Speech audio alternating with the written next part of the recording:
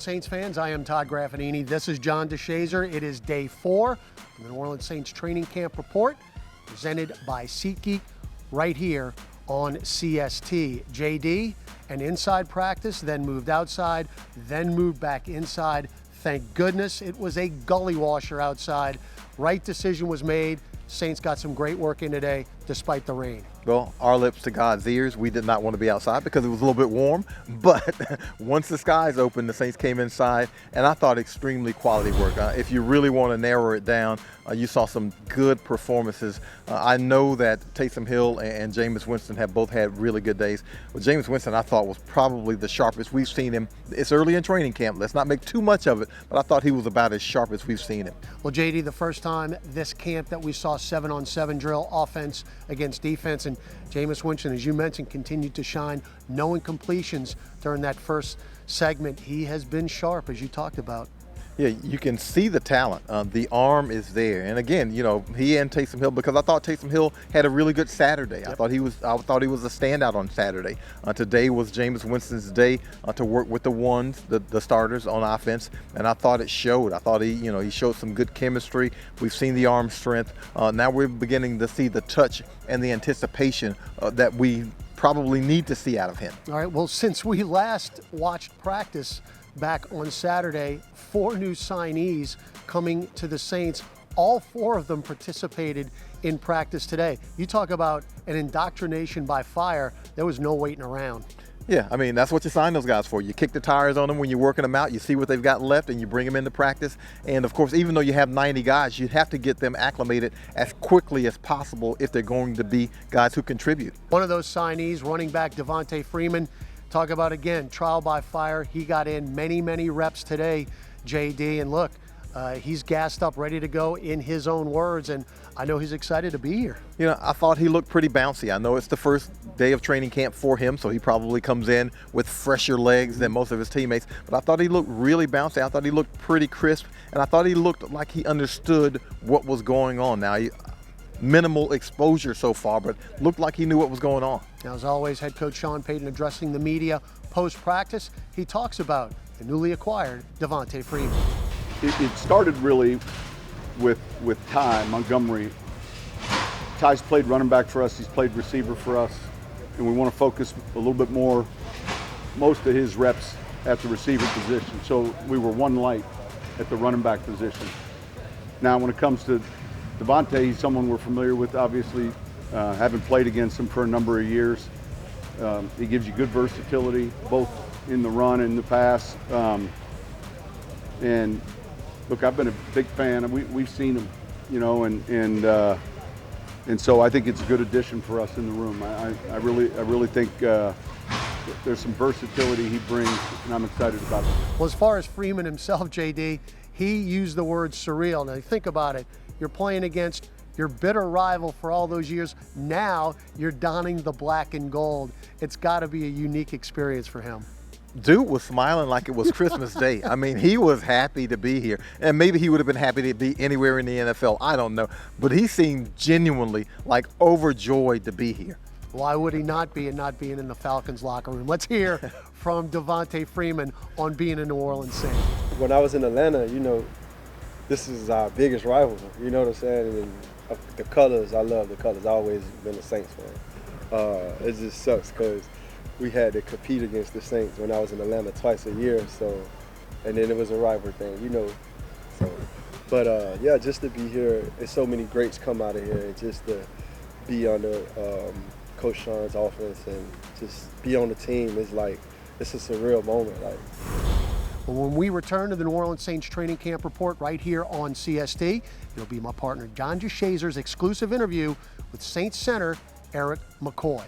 Thanks for watching the show. We are on CST. It's presented by SeatGeek. We're joined by Saints center Erik McCoy, entering his 3rd season now. So, Erik, how's things going since your rookie year to now? You're not the vet on the offensive line, but you've been there and you've gotten a lot of snaps now. Yeah, I'm definitely far from the vet. I always got to rag on Teron, call him the old man. But man, it feels good. We've got a nice hold on the offense. Especially with Drew kind of well, not kind of, Drew being retired now, I've had to pick up a little bit of slack. I've had to learn a little bit more, and I feel like it's helped my progression even more coming into this camp. Yeah, I was about to ask you that about your responsibilities and how much they've enhanced. Are you feeling comfortable with, you know, the line calls and those kinds of things that, you know, generally go along with your position? Yeah. So I would definitely say that I had a really nice and easy life my first 2 years here. I've had to do a lot more studying just to prepare just for everyday practice out here. But I would say that I feel more than prepared. You know, Nuge and Street have done a good job getting me coached up on the mic points, on the line slides. I'm really confident. You know, I don't know if we ever asked you this, but yeah, were you nervous coming in with a quarterback like Drew Brees as a rookie coming in and starting at center? You're dang right. I'm gonna be straight up about it. You know, coming in and playing with the best quarterback of all time, it's a little nerve-wracking, especially when you're just trying to figure it out as you go. Man, yeah, it was very nerve-wracking. But like I said, best QB of all time. So. Now, the offensive line, obviously one of the more veteran units on this team. Only Cesar Ruiz is the second-year starter, but everybody else from you on up, 3 years plus. How much more cohesion is there within the line now? I would say there's a ton. You know, it's guys have played together for so long now. The left side, they've been together for 5-6 years. Right side, they have a year under their belt together. So I'd say the cohesion is nice. We're rolling. We're like, you know, smooth little gel. You know, when you look at this offense and everybody says, okay, not only are you missing Drew Brees, but Emmanuel Sanders not here. Also, Michael Thomas not going to be here for a couple of games. You know, just how explosive can this offense be? Yeah, I would say that we can be this explosive as we have been. You know, we have all the talent. We have quarterbacks that are working their tails off right now. We have receivers that are out there routing people up, as y'all saw today. And, you know, we can rely on the run game. Like you said, we have a veteran offensive line. I feel like that's going to be a strength of ours. How's married life? Oh, I love it. My wife, shout out my wife, Bianca Monique McCoy. She's great. Love her to death. It's great. Yeah, whether it's a happy wife, happy life, happy wife, whatever it is, but, you know, you make sure you shout the wife out. Now, Erik, you're a center, but we saw you get out on a screen last year to Alvin. And on that touchdown against Green Bay. What goes into that for an offensive lineman? Because a lot of guys don't have that kind of movement and that kind of speed, especially at center.